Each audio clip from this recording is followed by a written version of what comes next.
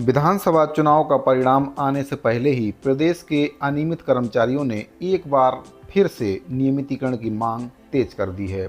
छत्तीसगढ़ अनियमित कर्मचारी मोर्चा ने शासन के विभिन्न विभागों और शासकीय कार्यालयों के दैनिक वेतनभोगी, आउटसोर्सिंग, ठेका, कलेक्टर दर, श्रमायुक्त दर के श्रमिक, संविदा कर्मचारी, अस्थायी श्रमिक, मानदेय, जॉब दर, इन सभी कर्मचारियों को तत्काल नियमित करने की मांग की है।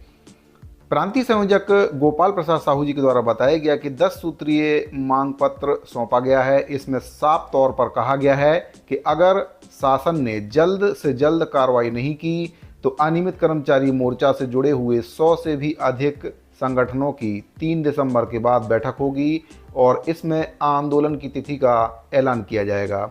मोर्चा के प्रांतीय संयोजक गोपाल प्रसाद साहू जी ने आगे बताया कि मौजूदा सरकार ने अनियमित संविदा और दैनिक वेतनभोगी कर्मचारियों को नियमित करने के साथ साथ कर्मचारियों की छंटनी और आउटसोर्सिंग पर रोक लगाने का वादा किया था, लेकिन 5 सालों में भी सरकार अपना वादा पूरा नहीं कर पाई। नतीजा ये हुआ कि लाखों अनियमित कर्मचारी 5 वर्ष से लेकर 25 वर्षों से भी अधिक समय से मानसिक शोषण का शिकार हो रहे हैं और काम करने के लिए ऐसे में उनको मजबूर होना पड़ रहा है। बेरोजगारी, आर्थिक असुरक्षा, पारिवारिक जिम्मेदारी और प्रशासनिक दबाव के कारण ये कर्मचारी ना ही तो विरोध कर पाते हैं और ना ही अपनी समस्या को किसी को बता पाते हैं। तो अनियमित कर्मचारी मोर्चा की जो प्रमुख मांगें हैं उसके बारे में मैं आपको जानकारी दे देता हूं। किन मांगों को लेकर अनियमित कर्मचारी मोर्चा हड़ताल का ऐलान करने जा रहा है।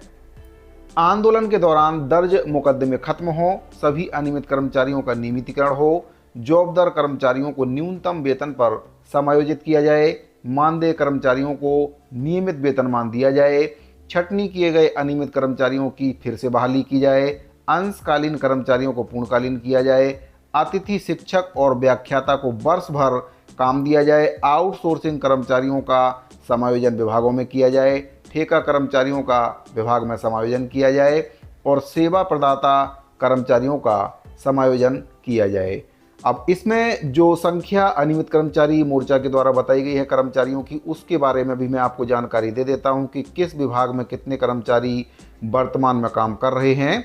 श्रेणी और संख्या के आधार पर इसकी जानकारी बताई गई है। प्लेसमेंट में 40,537 कर्मचारी है। ठेका के अंतर्गत कार्यरत कर्मचारियों की संख्या 30,946 है। मानदेय के अंतर्गत काम करने वाले कर्मचारियों की संख्या 1,12,233।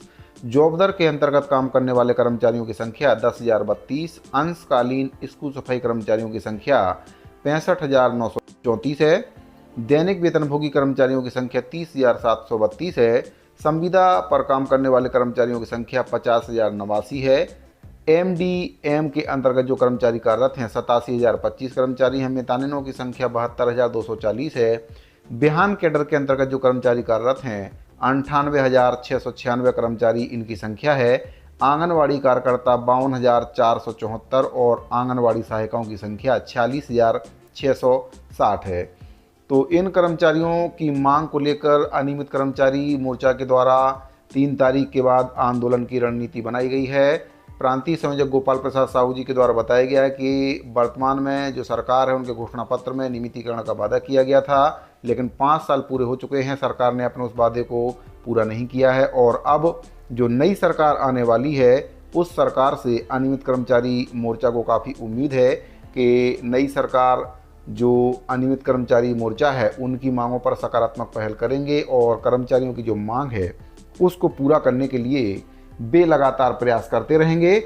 आपको बता दें कि अनियमित कर्मचारी पिछले कई वर्षों से लगातार अपनी मांग को लेकर संघर्षरत हैं। नियमितीकरण की मांग को लेकर लगातार पत्राचार किया गया, हड़तालें भी की गईं, आवेदन भी किए गए, निवेदन भी किए गए, लेकिन सरकारों ने इनकी मांगों पर विचार नहीं किया और जो अनियमित कर्मचारी हैं आज उनको बंधुआ मजदूर के तौर पर काम करने के लिए मजबूर होना पड़ रहा है। कई कर्मचारियों की छंटनी कर दी गई है और वे मानसिक रूप से अपने आप को प्रताड़ित महसूस कर रहे हैं। तो इन्हीं सभी मांगों को लेकर अनियमित कर्मचारी मोर्चा के द्वारा 3 तारीख के बाद हड़ताल की जो रणनीति है और उसकी जो तारीख है उसका ऐलान किया जाएगा। साथियों, अगर आपको ये जानकारी अच्छी लगी हो तो वीडियो को लाइक कर दीजिए, ज़्यादा से ज़्यादा अपने साथियों को शेयर कर दीजिए। और अगर आपने अभी तक चैनल को सब्सक्राइब नहीं किया तो चैनल को सब्सक्राइब कर लीजिए, बेल आइकन को प्रेस कर दीजिए, ताकि आपको हमारे सभी नए वीडियो के नोटिफिकेशन लगातार मिलते रहें। साथियों, इस वीडियो फिलहाल इतना ही। मिलते हैं अगली वीडियो में एक और महत्वपूर्ण जानकारी के साथ। अभी के लिए दीजिए इजाज़त। धन्यवाद।